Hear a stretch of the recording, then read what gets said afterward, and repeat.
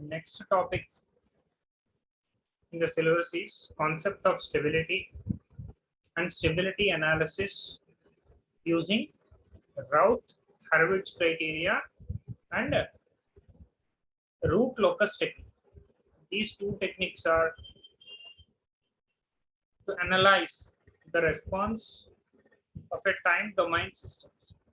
Okay, so before going to the procedure in root locus and Routh-Hurwitz criteria, so we have to discuss about concept of stability.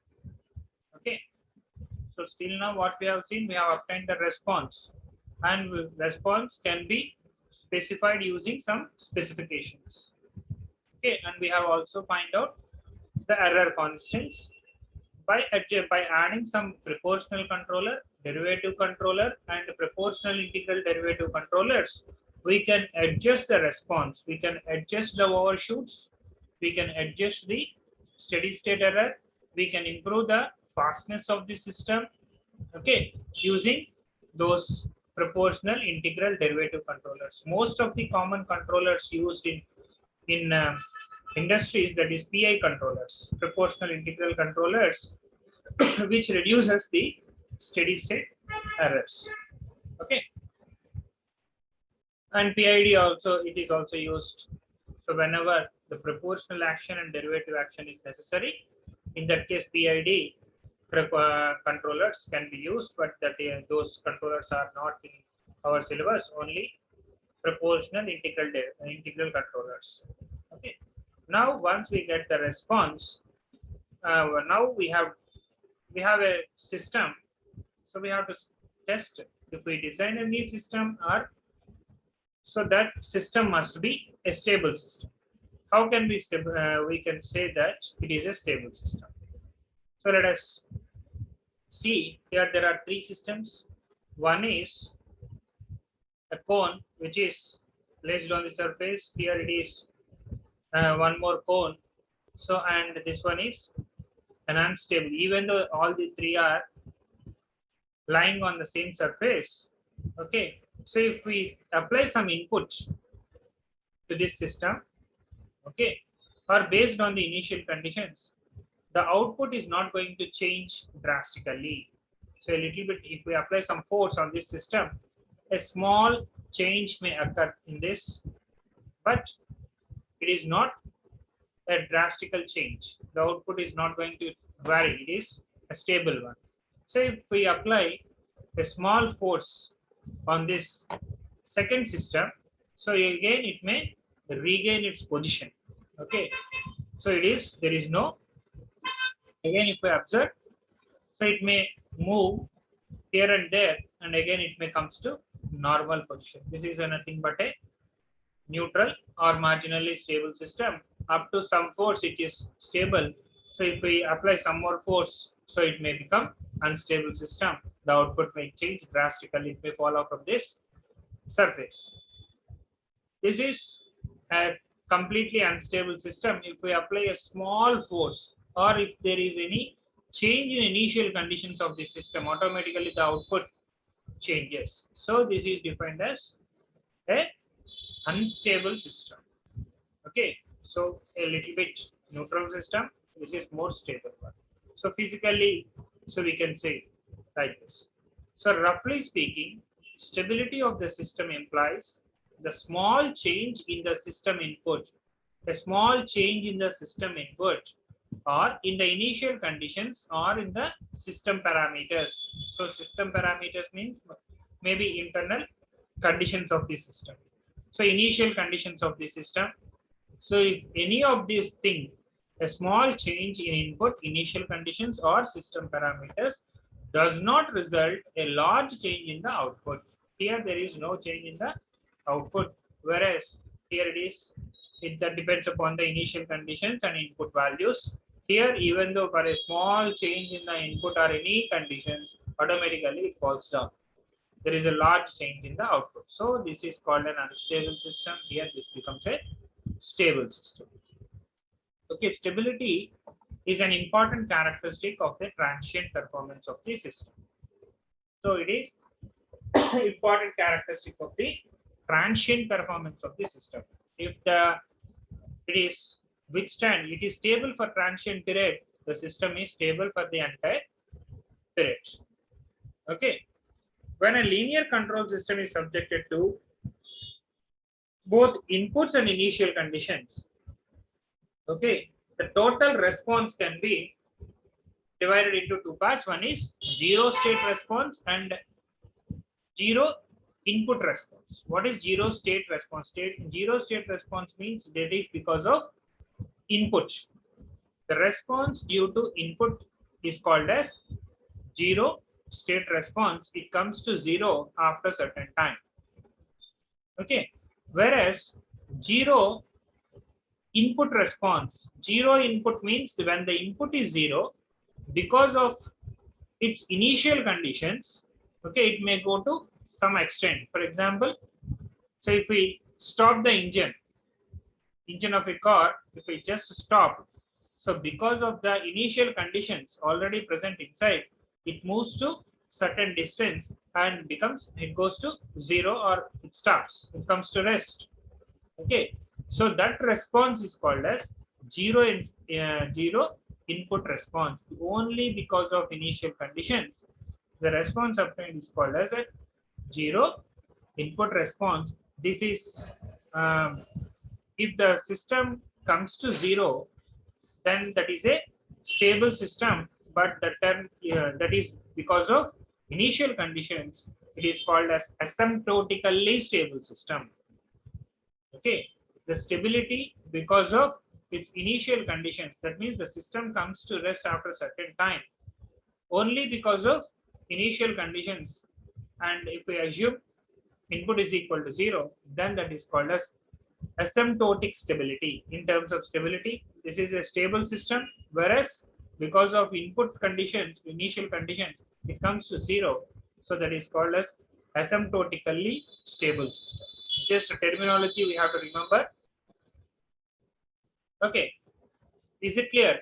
Stable, unstable. Now let us some more definitions. Stable system, unstable system. So these are the definitions. The total response of the system is sum of transient and steady state responses. This is what we have already seen. So transient response means is the response that goes from initial condition, initial state to final state as t evolves. That means as t gradually increases.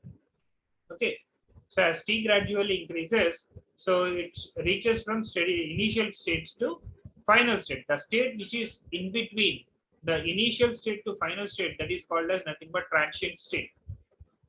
Okay, the state which is in between initial state to steady state. Steady state means final state. Okay, so in between the steady state and the initial state is called as a transient response of the system or transient state of the system.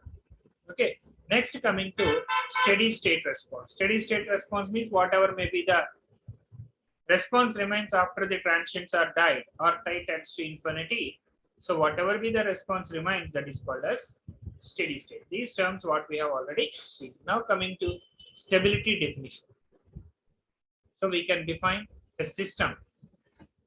Okay, so based on the response, a system is stable if the natural response approaches to zero as t tends to infinity. So compulsory any system after certain time or after t tends to infinity time, so it has to be at rest or it approaches to zero. The response value, the natural response approaches to zero as t tends to infinity. So always it comes to zero state. Okay. So this is nothing but a stable system, or this is called as a stability of a system. So then what is an unstable system? So again, same thing, a system is unstable if the natural response approaches to infinity as t tends to infinity. So that means if this is the response of the second system, As t tends to infinity, it reaches to infinity value. So here this value reaches to 0, whereas this value reaches to infinity. So this is called a stable system. This is an unstable system. Okay, is it clear? So now then what is a marginally stable system? One more thing. So here, if the natural response neither decay nor grows, but remains constant or oscillatory within the bond, within a bound. Okay, so here this is the response. It neither become infinity nor become 0. So only within the limits it is an oscillatory. So output always it may looks like an oscillatory system. It never comes to 0 or it never goes to infinity. So this type of system is called as marginally stable system. Okay, this is based on the purely output response. If the response comes to 0, stable system. If the response becomes infinity, unstable system. If the response is within the limits and oscillates between the boundary conditions, then it is called as marginally stable system. Is it clear? Okay. Now, some more definitions we'll see. So here, Bibo stability. So what is Bibo stability means? A system is stable if every bounded input yields a bounded output. This is the complete definition for a stability of a system. So for a bounded input, the output must be bounded. Bounded input, bounded output stability. So the term Bibo stability indicates that bounded input yields and a bounded output. So whenever if we apply some input to a system, we have to get some output. Okay, so bounded inputs, bounded output system. So if the what then in case of how we define instability in terms of Bibo, that means for a system is said to be unstable if any bounded inputs yields an unbounded output, then it is called as an unstable system. Okay, stable system means for a bounded input. Previously, in terms of input and output, we have given the statement, but it is not a complete. It does not mean it is not giving the complete overview of the stability. But in this case, it is particularly for a bounded input. Input is bounded. So the output yields must be bounded. So for a bounded input, you will get a bounded output. If we give an bounded input to the system, if we get an unbounded output, tends to infinity or some other values. Okay, unbounded values. So in that case, that is called as an unbounded unstable system. Is it clear? So it gives the complete meaning for stability. Stability definition is this was the stability definition. Okay, now coming to our part. So this is very, very important. This is just up to this. So this is nothing but definitions. Now coming to, so based on the transfer function, stability analysis from closed loop transfer function. So we have closed loop transfer function by reducing the block diagram, by reducing the signal flow graph, by simplifying the mathematical transfer function. So mathematical equations, you will get a closed loop transfer function. So our aim is stability analysis using closed loop transfer function. So still now just definitions for stable system, unstable system, marginally stable systems, but based on the closed loop transfer function. So closed loop transfer function means here it is Stable system. How we define the closed loop stability of a system?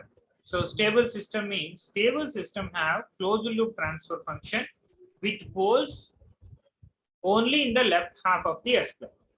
So based on the transfer function means we have already know that is the standard form of second order system. The closed loop transfer function of second order system is omega n square by s square plus 2 zeta omega ns plus omega n square. This is called as characteristic equation. This is also called as the denominator polynomial of a closed loop transfer function is called a characteristic equation. The roots of this characteristic equation is nothing but poles. So okay, so roots of the numerator polynomial we can define as zeros. So in this case there is no zeros. So here these are called poles.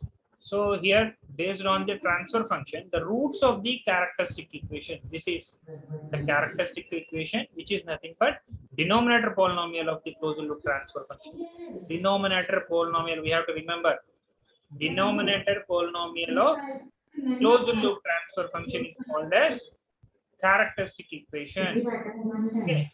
Roots of this characteristic equation, denominator polynomial is nothing but poles. So here, if the poles lie on left half of the S-plane, the system is said to be stable. That means the S-plane. S-plane means it is having real values and imaginary values.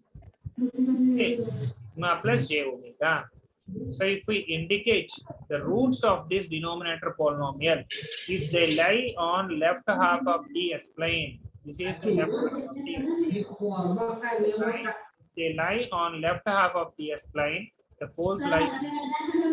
And that is called a stable system. Lie on the right half of the S-plane.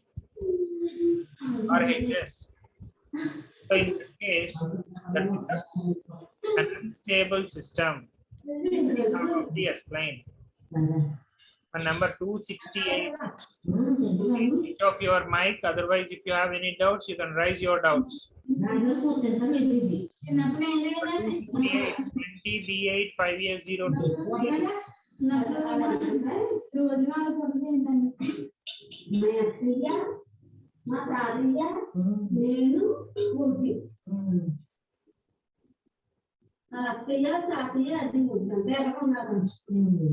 Number 268.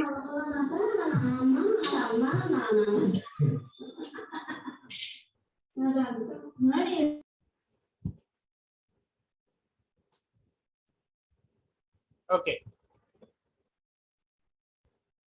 Now, so this is the roots of the characteristic equation. If they lie on left half of the S-plane, the system is stable. Okay, based on the transfer function. So here it is very, very important.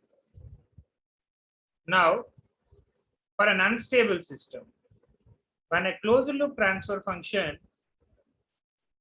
with at least one pole on the right half of the S-plane or multiplicity greater than one on the imaginary axis. That means if any of the pole, so in this case, if any of the pole present on the right half of the S-plane is any one root, that means any of these poles, at least one, if they lie on right half of the S-plane, that is defined as unstable system. Simply by finding the roots, we can speak about the stability of the system. So we have the physical model of the system. Once we get the physical model of the system from that transfer function model, from the transfer function model, without testing the transfer function model, simply by calculating the roots of the closed loop transfer function, we can judge the stability, whether the system is stable for the given input or not. That can be judged just by observing the location of poles. If the poles are lying on right half of the S-plane, the system is said to be unstable. If they lie on right half of the if they lie left half of the S-plane, the system is stable. If the poles lie on right half of the S-plane, then the system is said to be unstable system. Okay, so is it clear? This is very, very, very important definitions. These are. So marginally stable system. So marginally stable system means have closed loop transfer functions with only imaginary axis poles of multiplicity of 1 and the poles in the left half of the plane. So marginally stable system, for a marginally stable system, the poles are lying on imaginary axis. Okay, so if the poles are lying on imaginary axis, then in that case only imaginary part, there is no real part is 0. Okay, real part is 0 means that is neither positive nor negative values. Okay, so and if they lie on imaginary axis, in that case they are called marginally stable. For up to some extent it is stable, other than that that may become unstable system. Is it clear? Any doubts regarding stability of the system? You can ask. Now, based on the, so here some graphs, I have shown some graph, which is input, step input. So if we observe the response for this system, so here the system response is after certain time, the transients died out and it reaches to steady state value. So this is called as a stable system based on the response.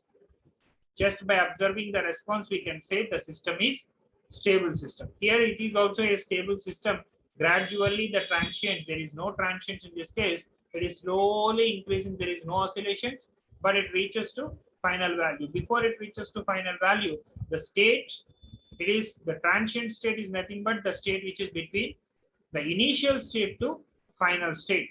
The state which is in between these two states are called as transient states. So it is this period transients died out after certain time, it becomes stable. So these two systems are stable systems. Again, coming to marginally stable system. So here the response is oscillatory response. It is neither reaches to stable value nor it is infinity. So it is within the limits. So it never becomes 0. So it never becomes stable. So this is called as marginally stable system. Okay, so that means the roots are lying on imaginary axis. In terms of transfer function, we have seen. So in this case, the roots are lying on left half of the S-plane. In this case, they are lying on left half of the S-plane. In this case, they are lying on imaginary axis. Whereas in this case, unstable system, as t tends to infinity, is increasing. In this case also it is, as t tends to infinity, it is increasing. These two systems are nothing but unstable systems. Based on the response, we can say this is stable, this one is unstable, this is marginally stable system. Now, the same thing, so transfer function and also the location of poles. So this is the topic. We have to remember this one. So if we remember this location of poles, we can easily guess the response, how it is going to be. Okay. So location of poles on S-plane for stability. So just now we have seen if the location of the poles are on left half of the S-plane, the system is stable. If they lie on right half of the S-plane, the system is unstable. Okay, proof for this. So here it is. The closed loop transfer function can be expressed as a ratio of two polynomials in S. So the closed loop transfer function is numerator polynomial and it is having denominator polynomial. The denominator polynomial of a closed loop transfer function is called as characteristic equation. Okay, the roots of the characteristic equation are poles of closed loop transfer function. So just now I have told It is very important. The roots of the characteristic equation are the roots of the denominator polynomial of a closed loop transfer function is called poles of the system. Okay. Now, this is the closed loop transfer function. Generally, in commonly, G by 1 plus GH. For a system, C of S by R of S is equal to, okay, C of S by R of S is equal to G of S by 1 plus G of S into R of S. In this case, the denominator polynomial, this is called characteristic equation. Okay, 1 plus G of S into H of S, 1 plus G of S into H of S is equal to 0. That is called characteristic equation of a system. Very, very important one. Characteristic means 1 plus GH is equal to 0. Okay. So now this is nothing but our transfer function, closed loop transfer function. The denominator polynomial of a closed loop transfer function is S plus A is equal to 0. That is characteristic equation, denominator polynomial of a closed loop transfer function. So if we calculate the roots for this, S is equal to minus A, that is root, only one root, because S to the power of 1, only one root will be there.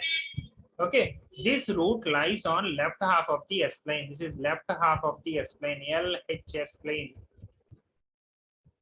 Whereas this is RHS plane, right half of the S plane. Okay, right side of the S plane imaginary axis, left side of the imaginary axis. So this root lie on the left half of the S plane. If we apply inverse Laplace for this, the response is A into e to the power of minus AT. In time domain, as t tends to infinity, so because of e to the power of minus AT, exponentially decaying function, it tends to 0 after certain 5 time constant, it reaches to 99.2%. Okay, so gradually it becomes to rest. Okay, so if it here it is impulse response, what we are observing is impulse response. Impulse response means when the input is R of S is equal to unit value. Okay, R of T is equal to delta of T. That is impulse input representation. So at T is equal to 0 time, it is having magnitude. Other than this, it is having 0 value. So graphical representation. Okay. So impulse response, if any of the system can withstand for impulse response, it can be withstand for any practical input. So that's why the impulse response means when the input is unit value, the transfer function itself becomes the response. Okay. So now this was the response. If we observe, it is gradually becoming 0. So when the root is lying on left half of the S plane, it is gradually, so it is decaying function, the stable system. If the denominator polynomial is having one pole which is lying on right half of the S plane, that means S is equal to A. For this system, this is another system what I have considered. So here the pole is lying on right half of the S plane. In this case, the response is exponentially increasing in nature as t tends to infinity. So its value is infinity value. So automatically we can say the system is an unstable system just by observing the location of poles. Poles means roots of the characteristic equation. We can say whether the system is stable system or unstable system. Okay.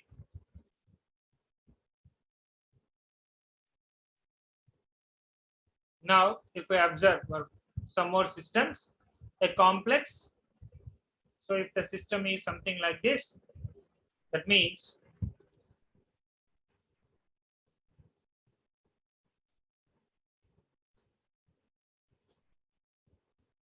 so this is the system what closed loop system. S square plus S plus JV. That means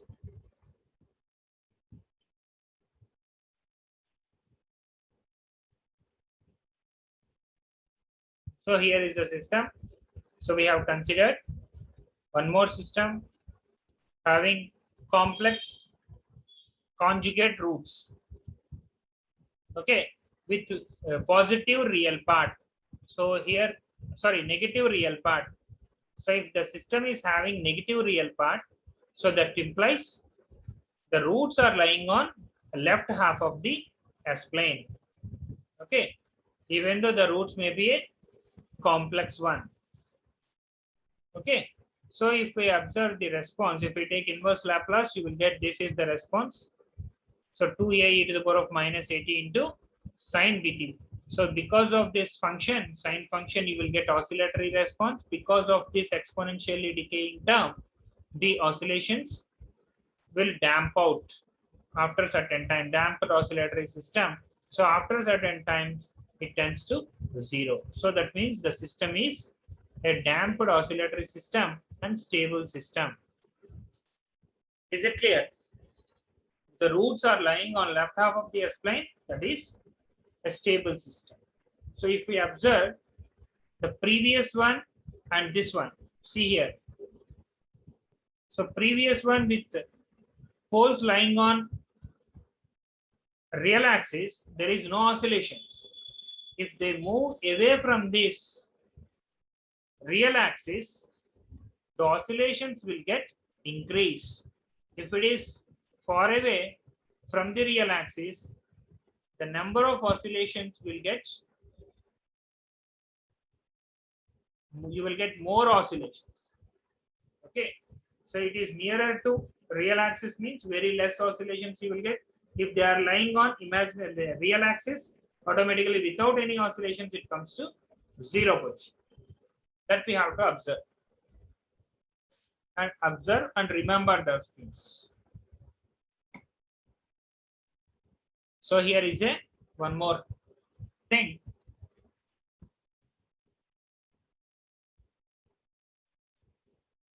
So similarly, if the same they present on right half of the S-plane, if the roots are lying on right half of the S-plane, these oscillations gradually it increases, exponentially increasing function. So therefore, the function becomes unstable. So impulse response is exponentially increasing sinusoid. Okay. So that means amplitude of oscillations exponentially increases with time. So the system is called as an unstable system. Is it clear? Just we have to get a picture based on the location of poles, how the response is going to be. Now, if they lie on imaginary axis, only one pair of poles lying on imaginary axis, single pair of roots on imaginary axis, here it is single pair. Okay, the system is an oscillatory response. There is no exponential term, only sinusoid term is there. Therefore, the response, if we observe, that is an marginally stable system or oscillatory system. This is called as. Okay. So everything is available in textbook. If you want, you can go through the textbook. Just listen here. So in this case, there are multiple poles present on imaginary axis, double pair of roots on imaginary axis. Okay, here only single pair of poles, that becomes a marginally stable system. So when multiple poles present on the imaginary axis, again the same system becomes unstable system. Okay, impulse response is linearly increasing. So because of, again you will get some exponential terms, and if that increases the response as t tends to infinity. Is it clear? Now, again one more response if I observe, only one pole which is at horizon. So this is also a marginally stable system. It never becomes zero nor infinity value. So inverse Laplace of this is constant value 1 by s. So its value is unity. So a by s means amplitude value becomes a. So impulse response is constant and marginally stable system. So again, it is lying on imaginary axis. Okay. So without any oscillations, it reaches to constant value. Again, multiple poles are present at horizon. In this case, again, AT linearly increasing. So if we take inverse Laplace for this, it is AT. So impulse response linearly increasing with time. Again, this becomes after some infinity time, it becomes infinity value. The system is called as unstable system. So marginally stable system means all the roots. So here it is the complete figure. So if we observe the complete figure, so it is for a stable system.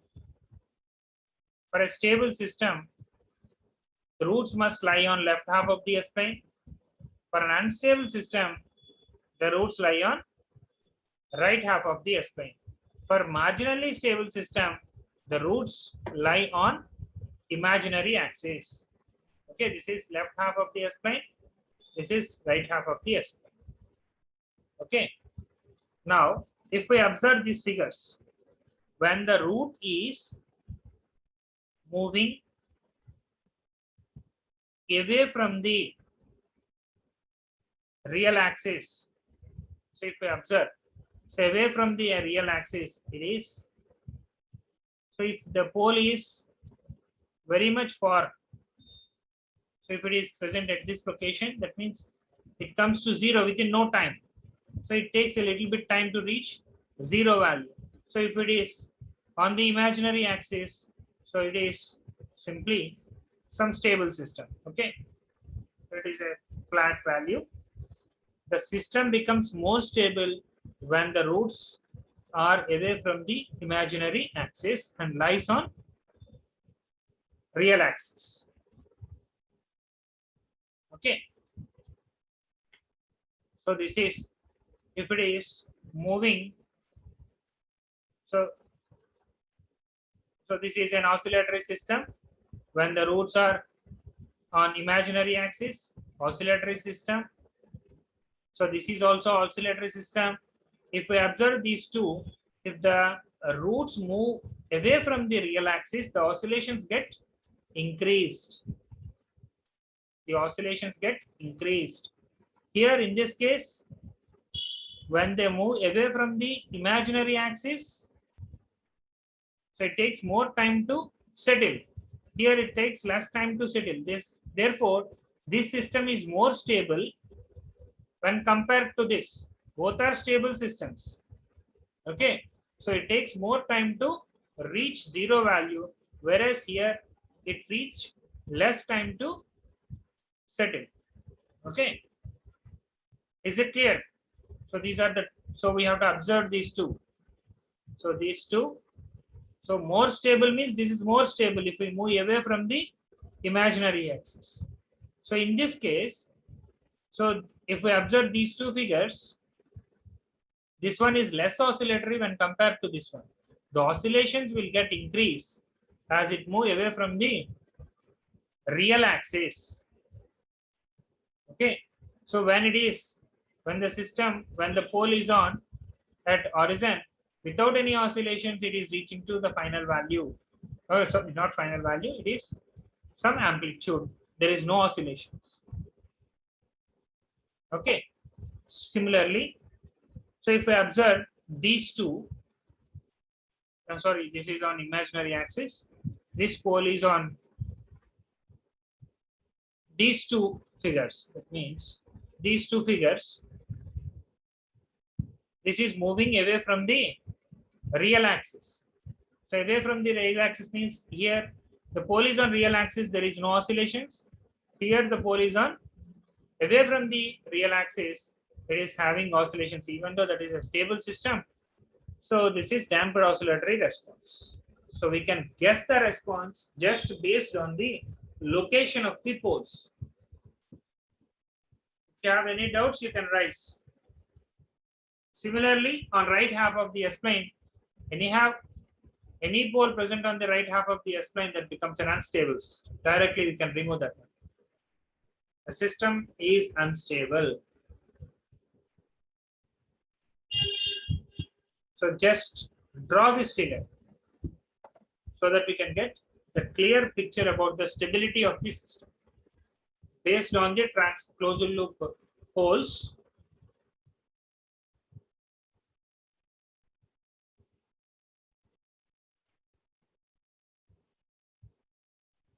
So this figure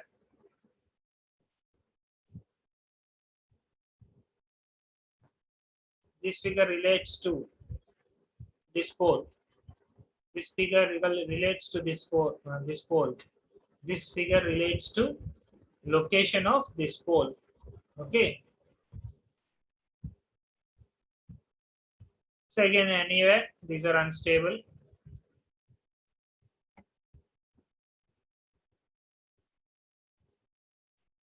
Any doubts?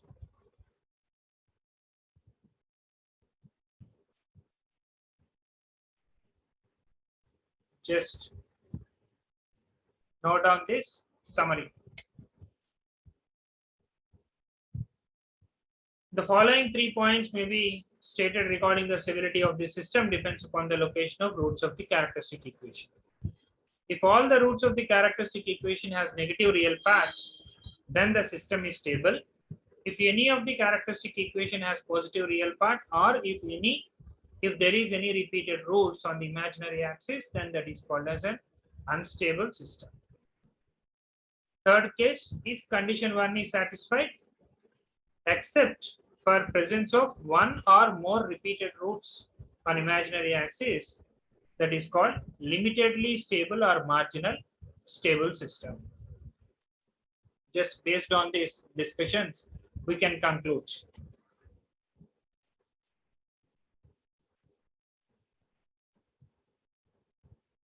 Please note down.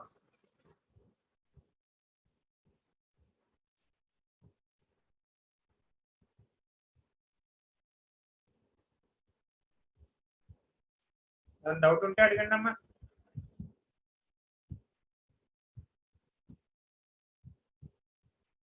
అర్థమవుతుందా? Only 60 members. ఇక్కడి నుంచి అయినా సరే సరిగ్గా మీరు చెప్పినట్టు follow అవుతూ వెళ్తే. Any doubts regarding today's session? You can raise your doubts.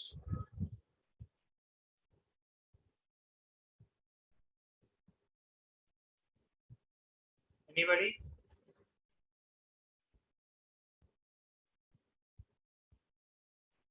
Otherwise,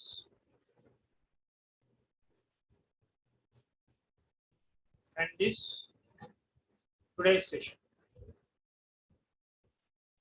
So don't miss the class, Saturday's class, because the root locus, that is very, very important question in examination point of view and also in control systems.